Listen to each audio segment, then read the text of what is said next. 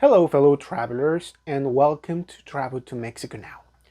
My name is Enrique, and today I will be talking to you about a topic that has been causing some controversy and confusion among travelers in Mexico: the semaforo epidemiologico.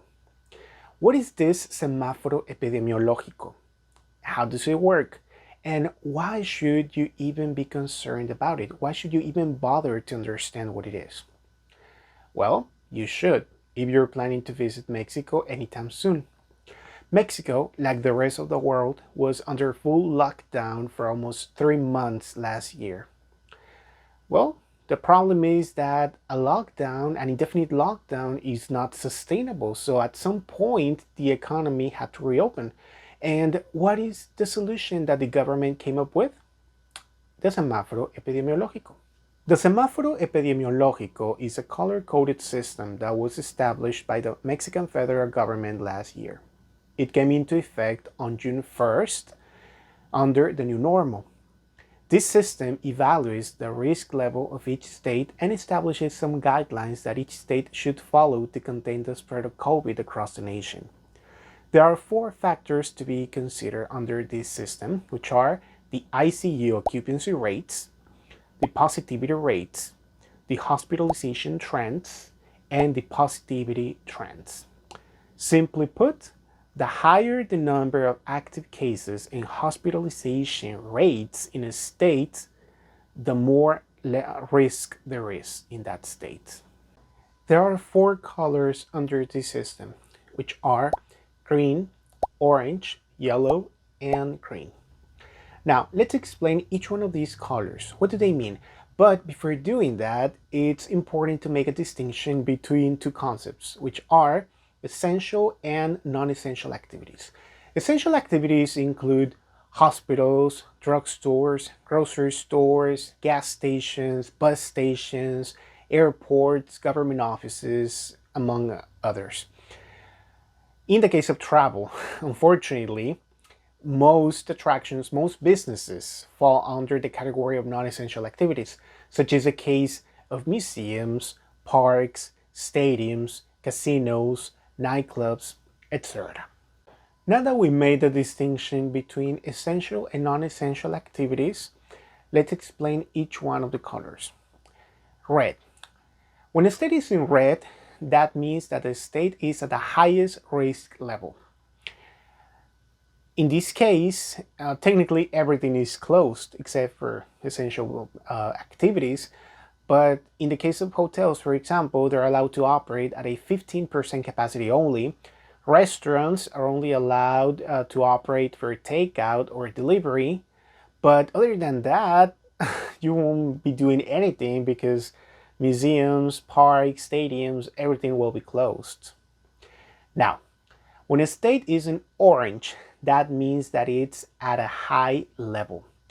In this case, besides the essential activities that are allowed, the non-essential activities are allowed to operate at a 30% capacity. All open spaces, public open spaces, are allowed to open, and public closed spaces are allowed to operate at limited capacities. Now, when a state is in yellow, that means that the state is at a moderate risk. In yellow, there are fewer restrictions as compared to orange. Non-essential businesses can operate at 50 to 60% capacities as opposed to 30% in orange. And in the case of green, it means that the state is at a low level. When a state reaches green, technically everything is open. Of course, you're expected to wear a mask, keep your distance, wash your hands regularly and all that, but technically everything is open. So far, only 2 states have reached that level, which are Chiapas and Campeche in southern Mexico. They're both currently in yellow, but they can go to green anytime soon. Originally, the semáforo epidemiológico was updated every week, But state governments asked the federal government for an extension so they could have more time to implement the changes and make the necessary arrangements for the following period. So currently, the system is updated every 2 weeks. This system has created some problems and is quite confusing. We cannot deny that. One of the main problems is that it's not standardized. While in theory, the federal government established the guidelines that each state should follow, in practice, each state can establish different measures. In many cases, they're tougher measures than those from the federal government. Take Mexico City as an example. Back in December of last year, all the museums in Mexico City were ordered to close, even though the state was in orange. Another case is Michoacán. Michoacán ordered the closing of its largest butterfly reserve last week, even though it hasn't reached red and the park, the reserve, is an open space. Another example is Nuevo León in northern Mexico, where technically all businesses have been closing on Sundays per orders from the government, even those considered essential like grocery stores. On the other hand, other states haven't been as strict as Nuevo León or Mexico City or Michoacán. Take Chihuahua, another northern state, as an example.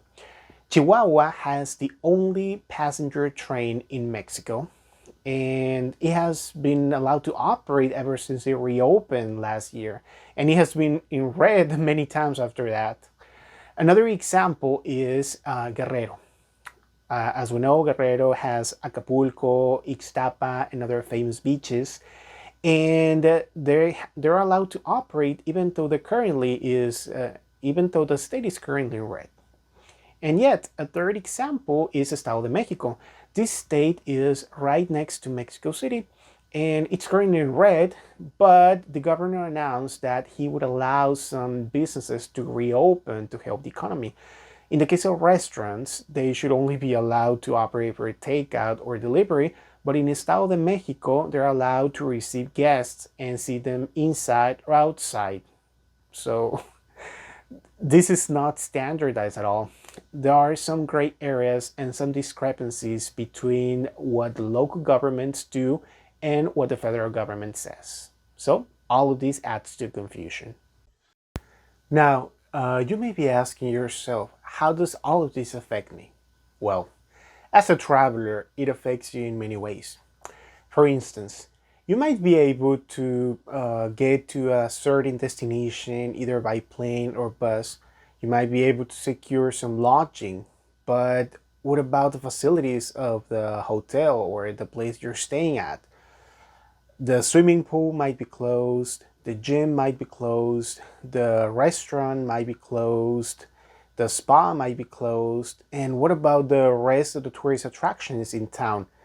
It's going to be the same thing. No museums, no parks, no stadiums, no nothing. So what are you going to do? I don't think it's anybody's ideal vacation, right? Travel has become and will continue to be challenging for months to come. We don't know when we're going back to normal. They already started the vaccination process in many countries, but it's going to take some months. So we might not go under lockdown again, but there will be restrictions in place, maybe curfews, reduced hours, reduced capacities. We'll have to get used to that for a while. And the thing is that all of these restrictions vary from state to state. So your best bet, if you're planning to visit Mexico anytime soon, is to follow the local tourism boards on social media to keep up to date with the latest information. So that's all for today. I hope you found this video useful. If you did, please like and share it. And don't forget to hit that subscribe button. Bon voyage!